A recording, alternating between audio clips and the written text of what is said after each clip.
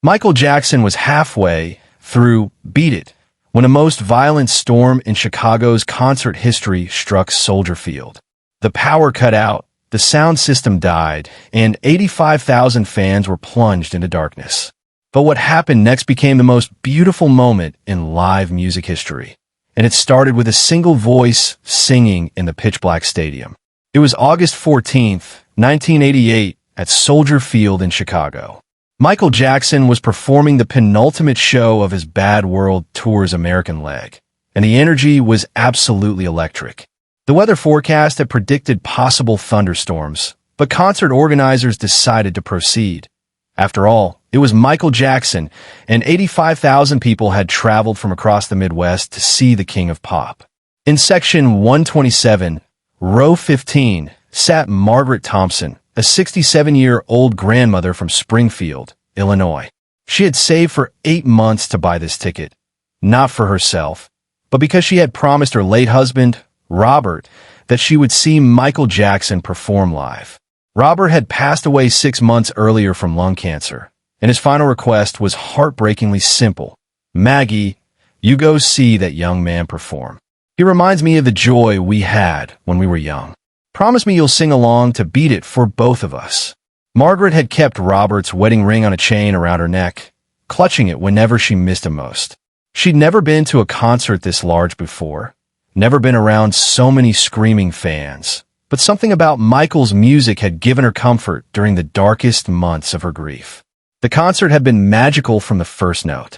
Michael emerged from beneath the stage in a cloud of smoke, his sequin jacket catching the spotlights as 85,000 voices roared in unison.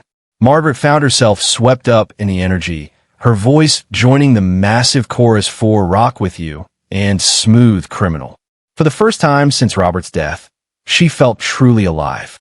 Michael was in his element, spinning and moonwalking across the stage with that supernatural grace that had made him a global icon. The crowd was completely mesmerized, following his every move like he was conducting the world's largest orchestra. Then, during the opening beats of Beat It, nature decided to remind everyone who was really in control. The storm that hit Soldier Field that night came out of nowhere with the fury of a freight train. One moment, Michael was pointing at the crowd during the famous Beat It chorus, and the next, lightning was splitting the sky directly above the stadium. The rain didn't start gradually. It began as a torrential downpour that drenched 85,000 people in less than 30 seconds. Michael kept performing, his voice cutting through the storm as if he were challenging nature itself. The crowd kept cheering, many of them dancing in the rain, turning the storm into part of the show's energy. But then came the lightning strike that changed everything.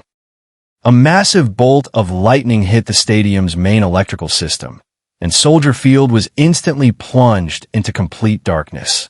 The sound system died mid-note. The stage lights went out. Even the emergency lighting failed. 85,000 people suddenly found themselves in pitch-black darkness with rain pouring down and thunder shaking the ground beneath their feet. In that moment of absolute silence and darkness, something extraordinary happened.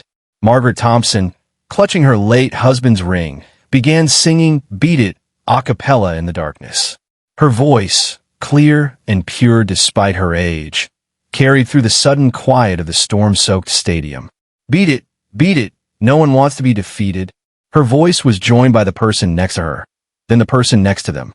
Section by section, without any prompting, without any organization, 85,000 people began singing Beat It together in the darkness. No instruments, no sound system, no stage lights, just 85,000 human voices creating music in the middle of a storm. Michael Jackson, standing alone on the dark stage, could hear the most beautiful sound he'd ever experienced in his career. The entire stadium was singing his song back to him, their voices blending together in perfect harmony despite having no musical guidance. He stood there in the darkness, tears mixing with the rain on his face, listening to something that could never be planned or rehearsed. But then Michael did something that no performer had ever done before. In the pitch-black stadium, he began walking down the steps from the stage into the crowd, feeling his way through the darkness, following the sound of the voices. His security team tried to stop him, but Michael waved them off. He needed to be with his fans in this moment. "Keep singing," Michael called out into the darkness, his voice carrying without amplification. "This is the most beautiful thing I've ever heard." The crowd began cheering when they realized Michael was walking among them, but they kept singing. People were using their cigarette lighters and matches to create tiny points of light throughout the stadium, creating a galaxy of small flames in the darkness. Michael made his way to section 127, guided by the strength of Margaret Thompson's voice. When he reached her row, he could see her face illuminated by a lighter held by the person next to her. She was singing with her eyes closed, clutching something around her neck, tears streaming down her face. "Ma'am," Michael said softly, sitting down next to her in the wet stadium seats. "You have the most beautiful voice I've ever heard." Margaret opened her eyes and saw Michael Jackson sitting next to her in the darkness, rain-soaked and smiling. "I'm singing for my husband," she whispered. "He passed away 6 months ago. He made me promise to come here and sing for both of us." Michael took her hand. "What was his name?" "Robert," Margaret replied. "Robert Thompson. He loved your music. Said it reminded him of hope." Michael stood up in the darkness and called out to the crowd, his voice somehow carrying throughout the entire stadium. "Ladies and gentlemen, I want you to meet my friend Margaret Thompson. She's singing tonight for her husband Robert, who's watching us from heaven. This next song is for Robert Thompson and for everyone we've loved and lost." What happened next was pure magic. With no sound system, no instruments, and no stage lighting, Michael Jackson began singing "Heal the World" a cappella in the storm-soaked stadium. His voice, trained to fill arenas, carried beautifully through the night air. But the miracle was that 85,000 people knew every word. The entire stadium began singing "Heal the World" together, creating a chorus so powerful, so moving, that people miles away from Soldier Field reported hearing the singing through the storm. Margaret Thompson sang with everything she had, holding Robert's ring and feeling, for the first time since his death, that he was somehow there with her. Michael stayed next to her throughout the entire song, their voices blending together like old friends. The power came back on during the final chorus of "Heal the World," and when the stage lights illuminated the scene, there wasn't a dry eye in the stadium. Michael Jackson was sitting in the crowd next to an elderly woman, both of them soaked to the bone, both of them glowing with joy. Michael stood up and helped Margaret to her feet. "Would you like to finish the show with me?" he asked. What followed was the most moving concert finale in music history. Margaret Thompson, a 67-year-old grandmother from Springfield, Illinois, walked hand-in-hand with Michael Jackson back to the stage while 85,000 people gave them a standing ovation that lasted for 10 minutes. Michael finished the concert with Margaret standing beside him on stage. For the final song, "Man in the Mirror," Margaret sang backup vocals, her voice blending beautifully with Michael's.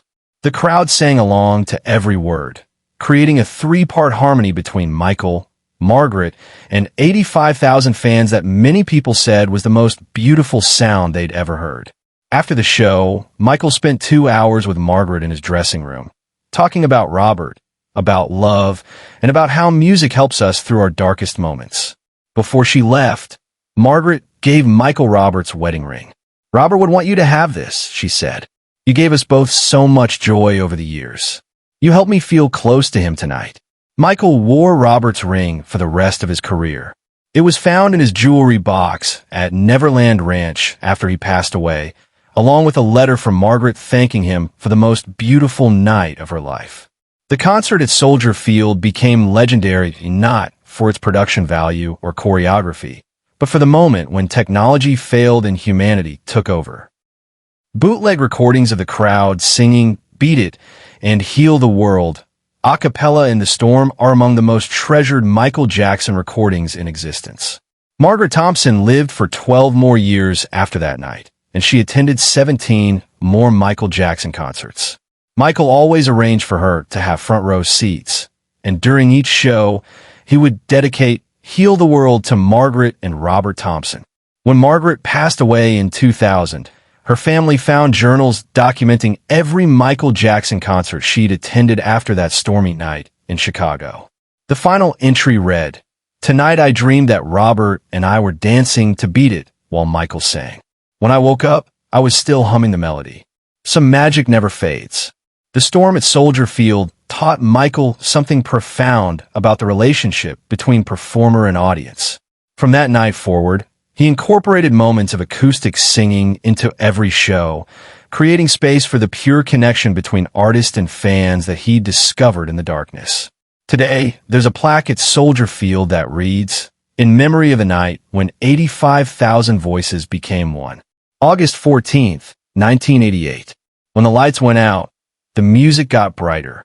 Every major artist who performs at Soldier Field is told the story of the night Michael Jackson and Margaret Thompson proved that the most powerful concerts happen when we stop performing and start sharing.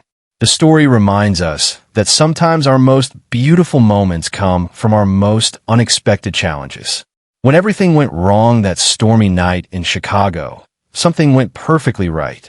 Michael Jackson discovered that his greatest performance wasn't on stage. It was in the seats, holding hands with a grieving grandmother, singing through the storm. Music isn't about perfect sound systems or elaborate staging. It's about human connection. It's about voices finding each other in the darkness. And sometimes, if we're very lucky, it's about discovering that love never really ends. It just finds new ways to sing. If this incredible story of music conquering storms moved you, make sure to subscribe and hit that notification bell. Share this video with someone who needs to remember that beautiful things can happen in the darkest moments. Have you ever experienced a moment when music brought strangers together? Let us know in the comments. And don't forget to like this video for more amazing, true stories about the power of music to heal our hearts.